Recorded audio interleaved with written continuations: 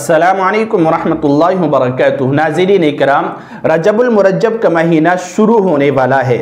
اسلامی مہینوں میں یہ مہینہ یعنی رجب کا مہینہ بہت مقدس اور بہت عظمت والا مہینہ ہے۔ قرآن کریم نے خود اس کی عظمت کو بیان کیا ہے۔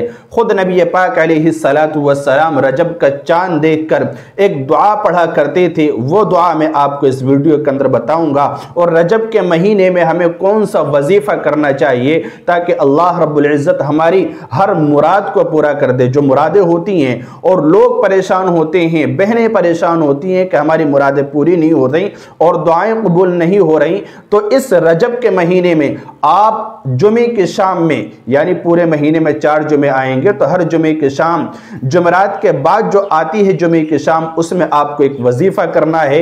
تو ایک دعا اور ایک وظیفہ اس ویڈیو کے اندر میں آپ کو بتاؤں گا، توجہ کے ساتھ آپ سنتے رہیے۔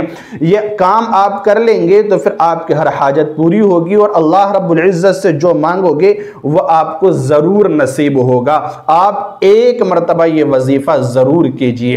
نبی پاک علیہ السلام جو دعا پڑھا کرتے تھے رجب کا چاند دیکھ کر، وہ دعا ہے اللہم بارک لنا فی رجب و شعبان وبلغنا رمضان۔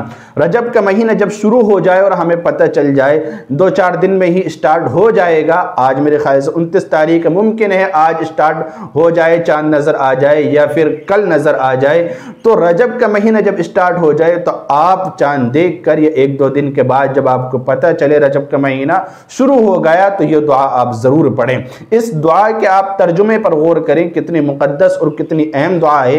نبی پاک علیہ السلام نے جو دعا ارشاد فرمائی اللہم بارک لنا فی رجب و شعبان، اس کا مطلب ہے اے اللہ تو ہمارے لیے رجب کے مہینے میں اور شعبان کے مہینے میں، یہ رمضان سے پہلے 2 مہینے آتے ہیں، شعبان اور رجب، اب رجب کا مہینہ شروع ہوگا، پھر شعبان آئے گا، پھر رمضان آئے گا، تو اللہ رب العزت سے دعا کرتے تھے اے اللہ تو ہمارے لیے رجب کے مہینے میں اور شعبان کے مہینے میں برکت مرحمت فرما، برکت نازل فرما، یعنی انہیں برکتی بنا۔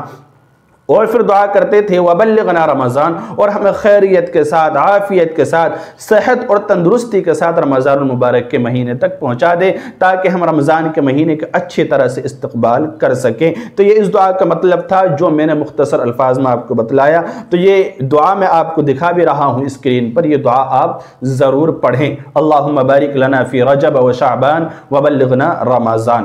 تو اس کی برکت سے انشاءاللہ اللہ کی طرف سے رحمتیں و برکتیں اتریں گی اور اللہ تعالیٰ برکت دے گا اور آپ صحت اور خیریت اور عافیت کے ساتھ انشاءاللہ رمضان المبارک کا مہینہ پائیں گے اور رمضان المبارک کے مہینے کا اچھی طرح سے استقبال کریں گے۔ اب رجب کے مہینے میں ہمیں کون سا وظیفہ کرنا ہے تاکہ اللہ رب العزت ہر مراد پوری فرما دے؟ تو دیکھیے علماء کرام نے لکھا ہے کہ ماہ رجب کی ہر شب جمعہ، یعنی جمعرات کا دن آتا ہے اور جمعے سے پہلے جمعرات اور جمعے کے درمیان جو ایک رات آتی ہے، اس رات میں تو اس کو بولتے ہیں شب جمعہ، جمعے کی رات، جمعے کی شب۔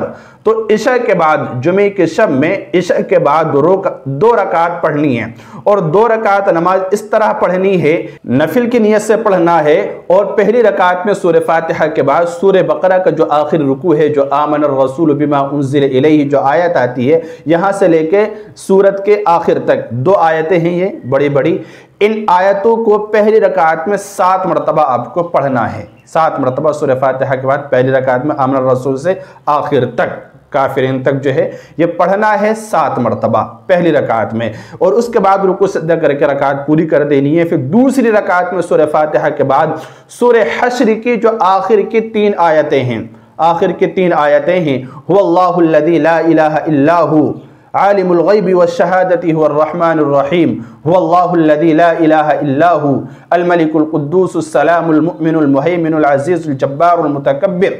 تو یہ جو آیتیں ہیں جو میں اسکرین پر آپ کو دکھا رہا ہوں، لاسٹ تک یہ 3 آیتیں آپ کو پڑھنی ہے۔ یہ 3 آیتیں آپ کو دوسری رکعت میں سورہ فاتحہ کے بعد بھی 7 مرتبہ پڑھنی ہیں۔ تو علماء کرام نے لکھا ہے، بزرگان دین کا مجرب یہ عمل ہے کہ جو شخص یہ عمل کر لے گا اور یہ 2 رکعت نفل پڑھنے کے بعد اس طرح سے اللہ رب العزت سے جو بھی دعا کرے گا وہ اللہ تعالیٰ ضرور قبول فرمائے گا، اور جو بھی مرادیں، جو بھی حاجت اللہ رب العزت کے سامنے وہ رکھے گا اللہ تعالیٰ اس حاجت کو ضرور پورا فرمائے گا۔ تو یہ وظیفہ ضرور کریں۔ پورے مہینے میں 4 جمعے آتے ہیں، آپ 4 جمعے کے شب میں یعنی جمعرات اور جمعے کے درمیان جو رات آتی ہے اس رات میں عشاء کی نماز کے بعد آپ سونے سے پہلے یہ کام کر لیں، 2 رکعت نفل پڑھ کر، اور 2 رکعت نفل اس طرح سے پڑھ لیں جیسے میں نے بتایا۔ انشاءاللہ آپ کی ہر حاجت پوری ہوگی۔ اگر آپ پریشان ہو چکے ہیں، بہت ساری آرزو و تمنائیں آپ کے دل میں ہیں، تو یہ عمل کیجئے، انشاءاللہ بہت فائدہ ہوگا۔ اللہ تعالیٰ سب کی حاجات کو پورا فرمائے، دعاؤں کو قبول فرمائے، ہر کسی کی تمنا کو پوری فرمائے۔ السلام علیکم ورحمۃ اللہ وبرکاتہ۔